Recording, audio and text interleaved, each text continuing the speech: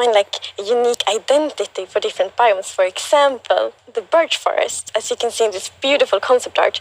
So in the birch forest, we want it to be like light and peaceful, and the sun reaches the ground. The trees are taller, and the flowers, things like that. It's really beautiful. It looks very Swedish in the birch forest. That's true.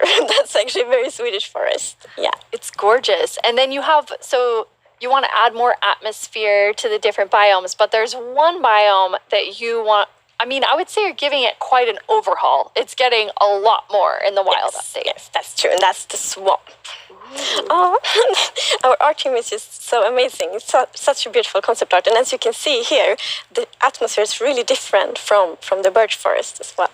It really is. It's amazing. So we have another one of our gameplay designers here and our swamp expert, Corey. Welcome, Corey. Hi, Corey. Hey, it's absolutely wild to be here. Oh no, Corey. The puns are so quick to start. It's Corey after all.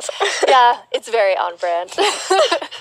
So you're going to tell us about all of the, there's a lot of exciting things coming to the swamp. So what are we getting? Yes, there are a lot of awesome things coming. The first of which is the boat with the chest in it.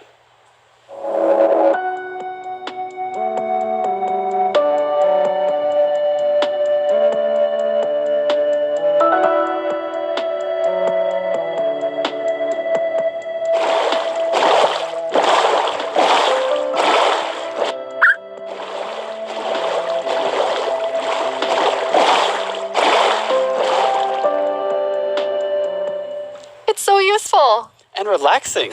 Yes, and especially now, in Caves and Cliffs Part 2, we have even wider rivers, so it's easier to travel in water, so it's going to be like extra useful. Yeah, and like in the aquifers as well. Yes, so like when you go rafting in the caves, you can like put your diamonds in the chest in your boat. Oh, it's really nice. Amazing. And you've been working on what I think now will be my favorite tree in Minecraft. Yes, we are adding the mangrove tree to Minecraft. So as you can see here, this is a propagule, and propagules grow from mangrove trees. They're actually like ready to grow mini mangroves growing from the mangrove. And you can see here, the mangrove tree grows propped up on root blocks. It has vines hanging down from the leaves. The propagules are actually growing underneath the leaves. They actually grow from the leaves themselves. And I really like how the propagules are looking here.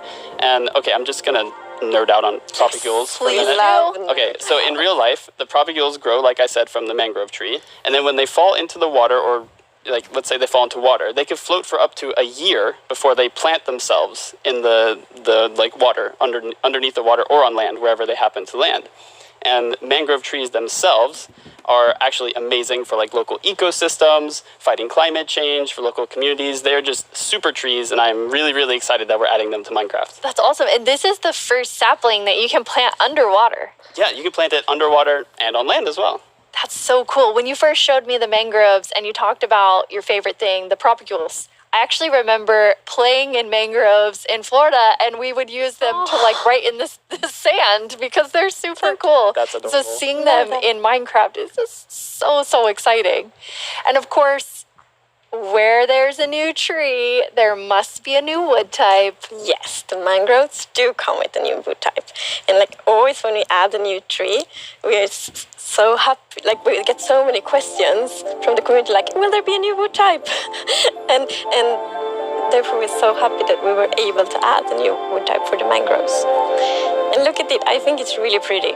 And you also don't see like all the blocks here. It's gonna be like a full set for the wood types. It's gonna be like doors and trapdoors and so on.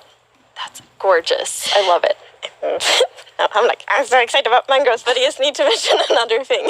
Because we decided to go with like really big roots, and I think those are so cool. And we actually prototyped quite a lot back and forth, and it was a bit tricky to decide how the root should look like, as you see in this picture here. But now I'm so happy that we went with the like multi-block roots, because for example, when you like go with a boat and then you can go under the mangroves, and I think that adds such a nice feeling to it. Yeah, like in this picture, it's really nice atmosphere.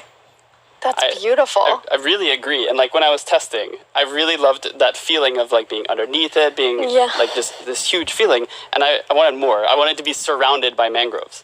So I was like, why don't I just make a mangrove swamp biome where I'm completely surrounded by them? So as you can see in this video, walking around, you're just completely surrounded in the mangrove swamp. It's just mangroves as far as the eye can see, just like in real life. And you have all the mangroves propped up on their roots, growing in the water, so you can take your boat underneath like Agnes likes. And you're just completely surrounded by the awesome beauty of it. It's so beautiful. Oh, and I mean, during sunset, every time I was testing, I would actually like pause the day-night cycle just to watch the sunset in the mangrove swamp. It was super beautiful. That's absolutely gorgeous. I noticed that that was not dirt. Good eye, Lydia. That was wet dirt, otherwise known as mud. That's amazing. So you've actually added mud to do something really cool. Yeah, so we're adding really cool renewability mechanics to mud. The first of which is if you take a dirt block and pour a water bottle on it, then you can get more mud.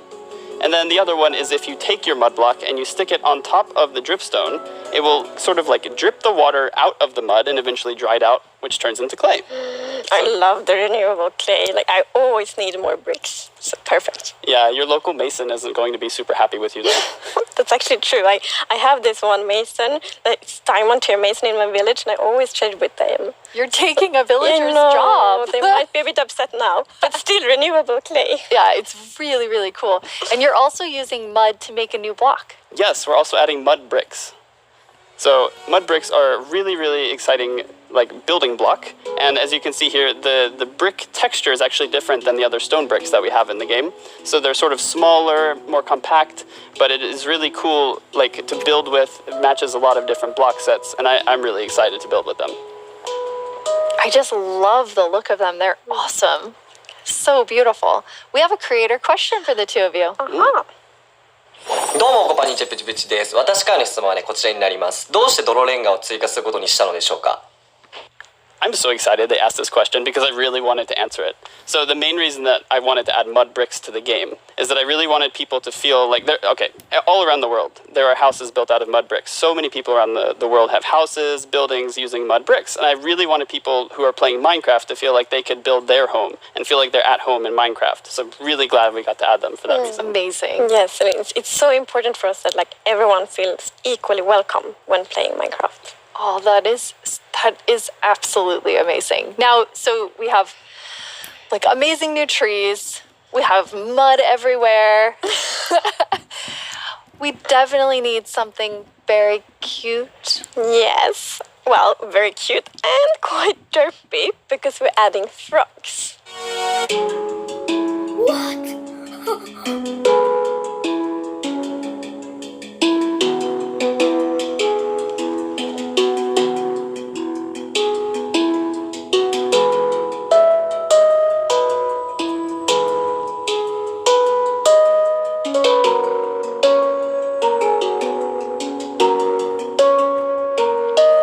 They are cute and derpy. That's the perfect description of them. The croaking is amazing. And did you see the one that jumped like backwards? One fell in the water. Silly frogs, yes. And they do love to jump around, and especially on lily pads, and actually also on big drip leaf, because I mean, the big drip leaves kind of look like lily pads. But the funny thing with that is then when they jump on top of the big drip leaves, it's gonna tilt and then they fall down. One of them did. It just maybe it's a like frog slide. Oh. And you're adding another little tiny creature to this update. Yes, the fireflies. I know So you can see them roaming around, adding a lot of ambience to the swamp, making it feel just nice and cozy at night. But really, my favorite part of them is just making the world come to life, like feeling like there's life going on all around you. And oh yeah, also their frog food. Yeah, I forgot to mention that. Their frog food. Poor fireflies. Yes. Yeah, but look how happy that frog is. Yeah, and That's they're true. beautiful frog food. So you can both enjoy them in the atmosphere and the frogs get to eat. So that's, Everybody wins. Now, we're calling them fireflies, but Corey, is that what you called them growing up? Actually, no, we called them lightning bugs. I did too. And in Swedish, it's It's eldflugor, and that's actually literally translates to fireflies. okay. It's very interesting. It became like a lot of people talking about what you called it growing up. But we're really excited to have fireflies or lightning bugs in the game. I want to know more about baby frogs. Yes, so all baby mobs in Minecraft are just like tiny versions of the grown-ups, but with frogs we're actually adding tadpoles.